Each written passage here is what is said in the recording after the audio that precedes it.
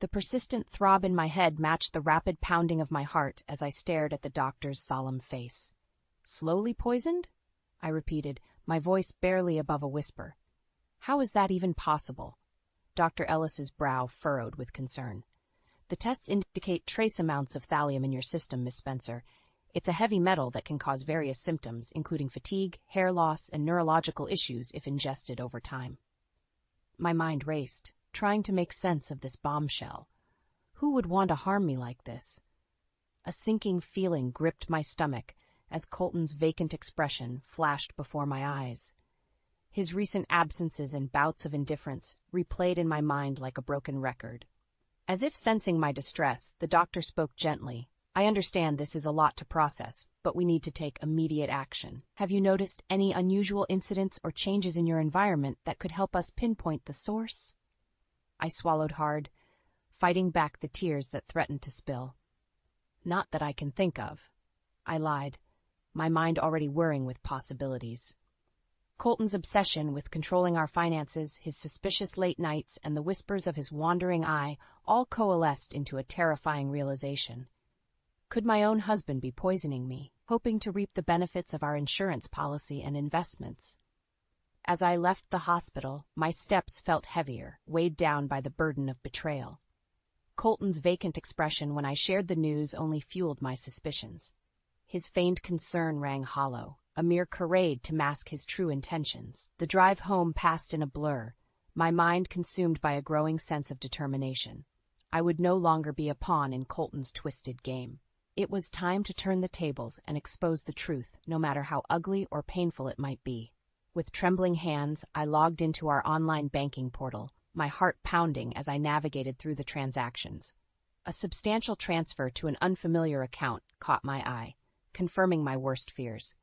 Colton's greed knew no bounds, and I was merely a means to an end. As the weight of his deception settled upon me, a newfound resolve took root. I would not be a victim any longer. It was time for revenge, a calculated, precise strike to reclaim my life and expose the true monster lurking behind the mask of my husband. Over the next few days, I feigned ignorance, playing the part of the dutiful wife as Colton carried on with his charade. His indifference to my supposed condition only fueled the flames of my burning anger, but I remained composed, biding my time until the perfect opportunity presented itself. It came sooner than expected when Colton casually mentioned the large sum that had appeared in our joint account. "Must be the returns from that investment you made," he remarked nonchalantly over dinner one evening. I mustered a look of confusion. "Investment? I don't recall making any big investments recently." Colton's brow furrowed as he swallowed a bite of his steak. "The one you said you were looking into a few months back. Didn't you put a chunk of our savings into it?" Seizing the chance, I played along. "Oh, that! Yes, of course. I'll need to take a closer look at the account details and make sure everything is in order." His expression softened, and a greedy glint flickered in his eyes. "Sure, babe. Let me know if you need the login details." "Actually, why don't you just give me the password now? It'll be easier for me to keep an eye on things while I'm resting," I pressed, my heart racing with anticipation. Colton didn't hesitate, rattling off the string of numbers and letters that would grant me access to the truth. Little did he know, I had already discovered his deceit, and this was merely the final piece of the puzzle. As the days passed, I meticulously documented every transaction, every withdrawal, and every suspicious transfer, building an ironclad case against my soon-to-be ex-husband. The depth of his betrayal was staggering, but it only fueled my determination to bring him to his knees. One evening, as Colton lounged on the couch, oblivious to the storm brewing around him, I approached him with a steely resolve. "Colton, we need to talk," I announced, my voice firm and unwavering. He glanced up, a flicker of concern crossing his features. "What's up, babe?" I took a deep breath, steadying my nerves. "I know about the affairs. I know about the secret accounts and the money you've been siphoning away." His eyes widened, and his face paled as the realization dawned on him. "Briar, I can explain." "Save it," I cut him off, my tone laced with contempt. "I have all the evidence I need. It's over, Colton. I'm taking what's rightfully mine, and you're going to pay for what you've done." As the words left my lips, I saw the fear and panic wash over him. his carefully constructed facade crumbling before my eyes. In that moment, I knew I had won, not just the battle, but the war itself. With a newfound determination, I left the hospital, my mind set on gathering the evidence I needed to bring Colton down once and for all. The nurse's concerned gaze followed me as I exited, but I paid her no heed. This was my battle to fight, and I would not rest until justice was served. As soon as I stepped through the front door of our home, a sense of unease washed over me. The familiar surroundings that had once provided comfort now felt tainted by Colton's deceit. I steeled my resolve, reminding myself that this was merely a temporary stop on my journey to freedom. Wasting no time, I made my way to the study, where Colton's computer sat dormant on his desk. My fingers trembled as I powered it on, the hum of the machine echoing loudly in the stillness of the room. With each click of the mouse, I delved deeper into Colton's web of lies, uncovering a trail of incriminating emails and financial records. My stomach churned as I stumbled upon explicit messages between him and his various mistresses, their lewd exchanges a stark contrast to the vows he had once sworn to me. But it was the discovery of his secret offshore account that truly shook me to my core.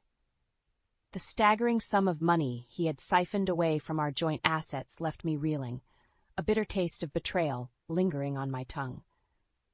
As I scrolled through the damning evidence, a newfound fury ignited within me. This was more than just a matter of infidelity.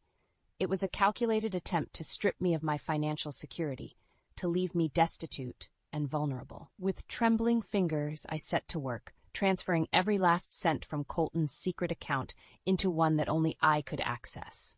A twisted sense of satisfaction washed over me as I watched the numbers dwindle, knowing that I was dismantling his carefully constructed house of cards, brick by agonizing brick. Suddenly, the sound of a key in the lock snapped me back to reality. Colton was home, and I had only moments to act. Hastily, I gathered the printed evidence, my heart pounding in my chest as I rushed to the bedroom. With deft movements, I packed a small bag with only the essentials, leaving behind the trappings of our once happy life. As Colton's footsteps echoed down the hallway, I took one last, lingering look around the room that had been our sanctuary. No more. This was no longer a home, it was a prison, and I was breaking free. With a deep breath, I shouldered my bag and strode towards the door, my head held high. As I passed Colton in the living room, his brow furrowed in confusion. "Briar, where are you going?" he called out, his voice tinged with a note of concern that rang hollow in my ears. I paused, turning to face him one last time. "I'm leaving you, Colton," I stated, my voice unwavering, "and I'm taking everything you so callously tried to steal from me." Without another word, I turned on my heel and walked out, the sound of the door slamming behind me echoing like a gunshot in the night. It was done. I was free. The weight of the bag on my shoulder was a grounding presence as I strode away from the house that had once been my home. Each step forward felt like a victory, a reclamation of the life that Colton had tried so hard to steal from me. Behind me, I could hear his footsteps pounding on the pavement as he gave chase, his voice laced with a desperate urgency. "Briar, wait, please, let's talk about this." I didn't break my stride, didn't even turn to acknowledge his pleas. He had had his chance, and he had squandered it with his lies and betrayal. "Briar, please," he called out again, his voice cracking with desperation. "Where are you going? You can't just leave like this." Finally, I paused, pivoting on my heel to face him. The man who had once been the love of my life now stood before me, a pathetic shell of his former self. His eyes were wild, darting back and forth as the realization of what was happening began to sink in. "I'm leaving, Colton," I stated, my voice unwavering, "and there's nothing you can say or do to stop me." His brow furrowed, a mix of confusion and anger contorting his features. But what about our life together? Our marriage? You can't just throw it all away." A bitter laugh escaped my lips. "Our marriage? You're the one who threw it away, Colton, with your lies, your infidelity, and your greed." Realization dawned on him then, his eyes widening as he took a stumbling step back. You know about the accounts? The money?" I nodded, feeling a twisted sense of satisfaction at the fear that flickered across his face. "I know everything, Colton. Every sordid detail, every last cent you tried to steal from me." He shook his head, a desperate plea etched into his expression. "Briar, Please, it's not what you think. Let me explain. Save it. I cut him off, my tone sharp as a knife. I don't want to hear your excuses or your lies anymore. It's over. With those words, I turned and resumed my stride, leaving him standing there on the sidewalk, a crumpled heap of a man. As I walked away, I could hear his anguished cries echoing behind me, but I didn't falter. This was the path I had chosen, and there was no turning back. In that moment, I felt a sense of freedom I hadn't experienced in years. The shackles of Colton's deceit had been broken, and I was finally able to breathe again. It was a bittersweet victory, but one that I knew was necessary for my own survival. As the distance between us grew, I could feel the weight of his betrayal lifting from my shoulders, replaced by a newfound determination to forge a life of my own, one untainted by his poison. It wouldn't be easy, I knew that much. But as I clutched the bag containing the evidence of his misdeeds, I knew that I had the strength to weather any storm that came my way. I was free, and no one, not even Colton, could ever take that away from me again. The days following my escape from Colton's clutches were a blur of activity.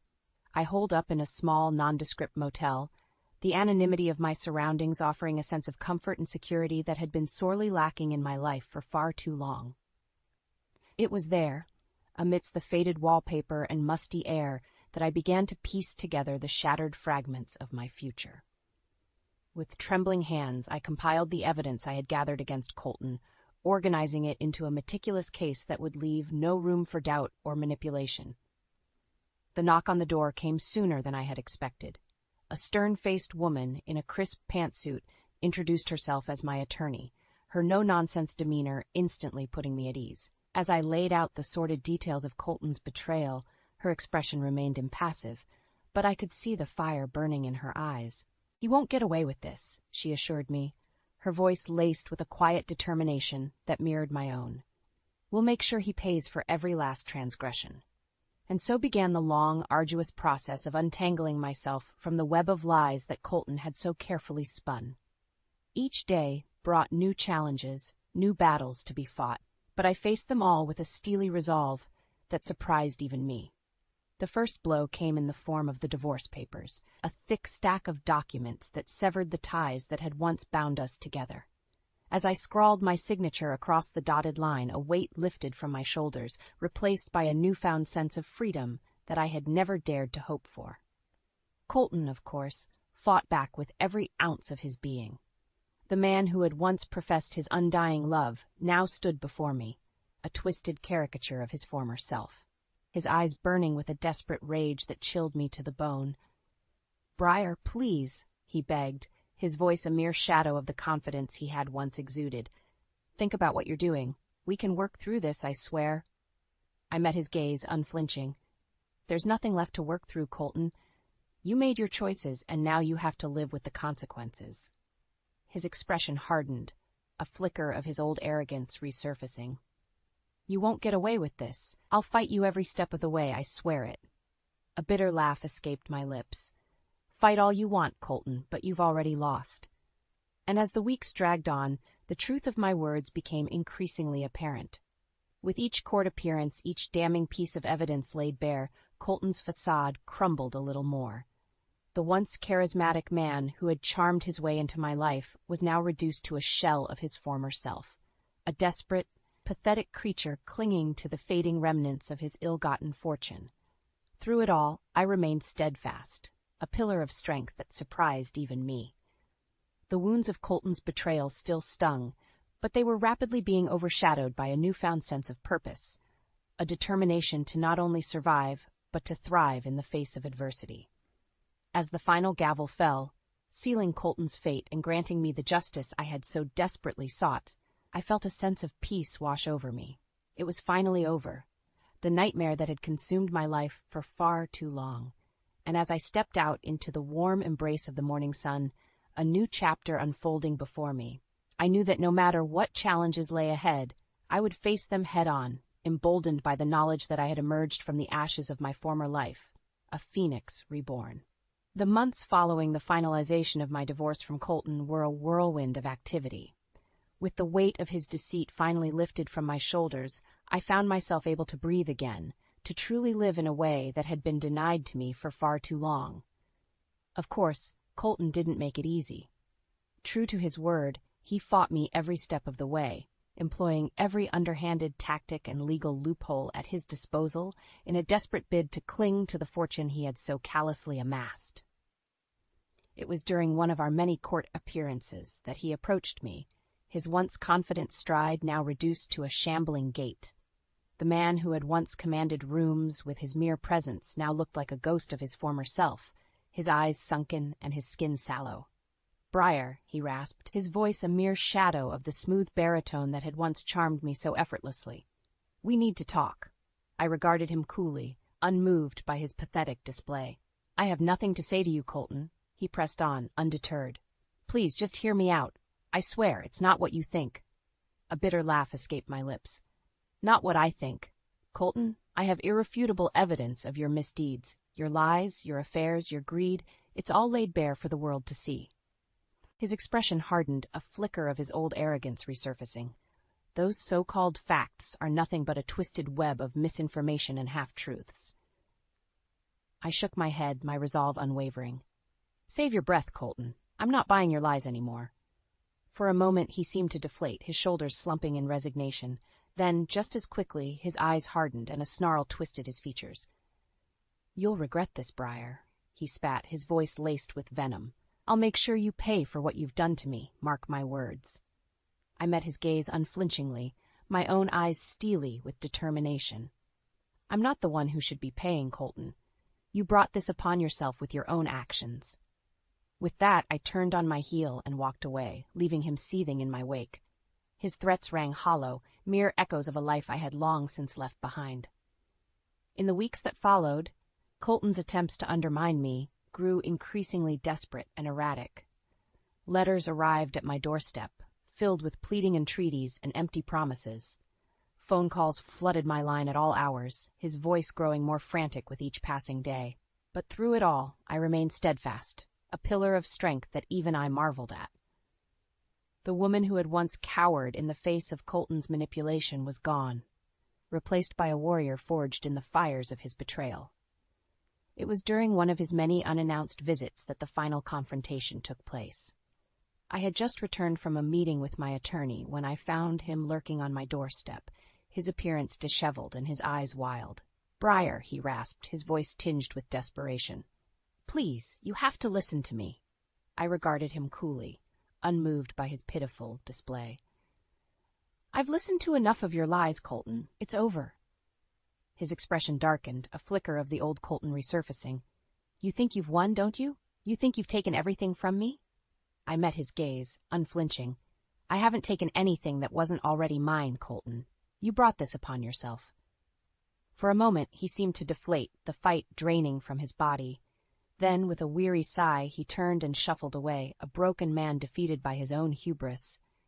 As I watched him disappear into the distance, I felt a sense of closure wash over me. The chapter of my life that had been defined by Colton's betrayal was finally at an end, and a new beginning lay ahead, ripe with promise and possibility. And as I stepped back into my home, the weight of his lies no longer hanging over me, I knew that whatever challenges the future held, I would face them head-on, emboldened by the strength I had found within myself.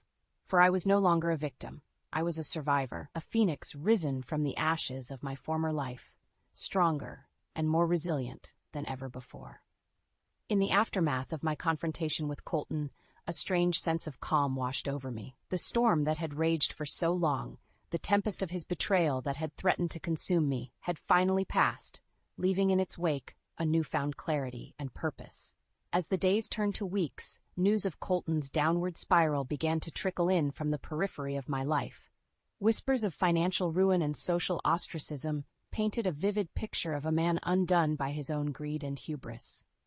Part of me felt a twinge of sadness at his fall from grace, a lingering reminder of the man I had once loved and the life we had planned together. But that fleeting pang of melancholy was quickly overshadowed by a sense of vindication, a knowledge that the consequences he now faced were of his own making. Through it all, I remained resolute, channeling my energy into rebuilding the life that Colton had so callously tried to dismantle. With the financial settlement secured from our divorce, I invested in myself, pouring my resources into a fledgling web design business that quickly began to thrive. As my client base grew and my reputation spread, I found myself surrounded by a supportive network of colleagues and friends, a stark contrast to the isolation I had endured during my marriage. These were people who saw me for who I truly was, who valued my skills and respected my journey. It was during a celebratory dinner with a group of these newfound allies that Colton's name was mentioned, the first time I had heard it spoken aloud in months. The details were hazy. Rumors of legal troubles and financial ruin whispered between sips of wine and bites of rich, decadent fare. I listened with a detached curiosity, unbothered by the tales of his downfall. This was the consequence of his own actions, the karmic retribution for the pain and suffering he had inflicted upon me. As the conversation ebbed and flowed around me, my thoughts drifted to the woman I had been before, the naive, trusting soul who had so readily fallen under Colton's spell.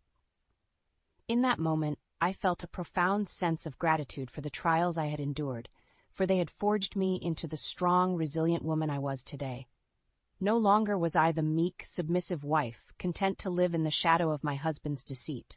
I was a survivor, a warrior, who had stared down the depths of betrayal and emerged victorious, my spirit tempered by the fires of adversity. As the evening drew to a close and I bid farewell to my companions, I couldn't help but marvel at the journey that had brought me to this point. The road had been long and arduous, paved with heartache and pain, but each step had been a necessary one, leading me inexorably towards the life I was meant to live. And as I stepped out into the cool night air, the city skyline twinkling before me like a blanket of stars, I felt a sense of peace wash over me.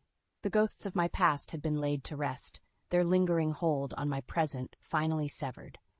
I was free, truly and utterly free, to forge my own path, to write my own story on the blank canvas that lay ahead. And as I took those first steps forward, my head held high and my spirit soaring, I knew that whatever challenges the future held, I would face them head-on, emboldened by the strength and resilience that had carried me through the darkest of times. For I was no longer defined by Colton's betrayal or the heartache he had wrought. I was the master of my own destiny, a phoenix risen from the ashes of my former life, soaring towards a horizon that burned bright with the promise of tomorrow. The years that followed my escape from Colton's clutches were a whirlwind of growth, both personal and professional. With the financial settlement secured, I was able to pour my resources into the fledgling web design business I had started, watching with pride as it blossomed into a thriving enterprise. As my client list grew and my reputation spread, I found myself surrounded by a supportive network of colleagues and friends who celebrated my successes and offered a listening ear during the occasional setback. These were people who saw me for who I truly was, who valued my skills and respected my journey. It was during one of our regular catch-up sessions over coffee that the topic of Colton's fate was broached, the first time his name had been uttered in my presence in years. "Did you hear about Spencer?" my friend Jenna asked, her voice hushed as she leaned across the table. "Rumor has it he's been disbarred and is facing criminal charges for embezzlement." I felt a flicker of surprise, but no real shock. Colton's descent into the abyss of his own making had been inevitable, a karmic reckoning for the pain and suffering he had inflicted.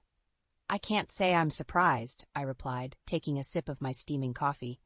"He made his choices, and now he has to live with the consequences." Jenna nodded, her expression solemn. "Still, it's a shame to see someone fall so far. I remember when he was the golden boy of the firm, charming clients left and right."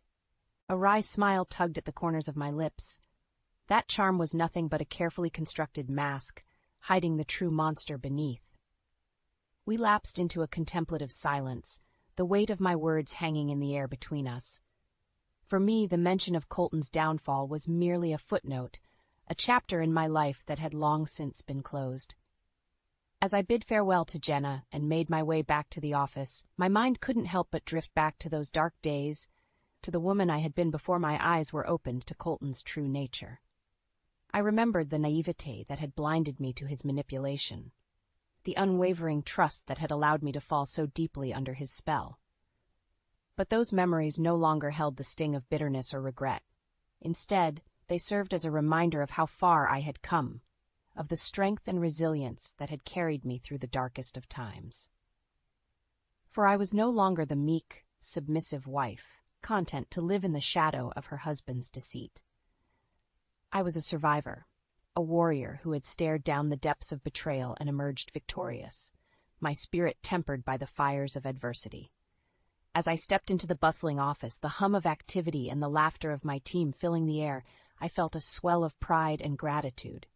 This was my domain, the empire I had built from the ashes of my former life, a testament to my determination and unwavering spirit. And as I settled into my desk, the familiar rhythm of work enveloping me like a warm embrace, I knew that whatever challenges the future held, I would face them head-on, emboldened by the knowledge that I had emerged from the crucible of Colton's betrayal stronger, wiser, and more resilient than ever before. For I was no longer defined by the heartache of my past or the scars it had left behind. I was the master of my own destiny, a phoenix risen from the ashes, soaring towards a horizon that burned bright with the promise of tomorrow. And as I looked out over the city skyline, the sun dipping below the towering spires of glass and steel, I felt a sense of peace wash over me, a quiet contentment born of the knowledge that I had truly found my way home. Not to a place, but to myself, the woman I was always meant to be.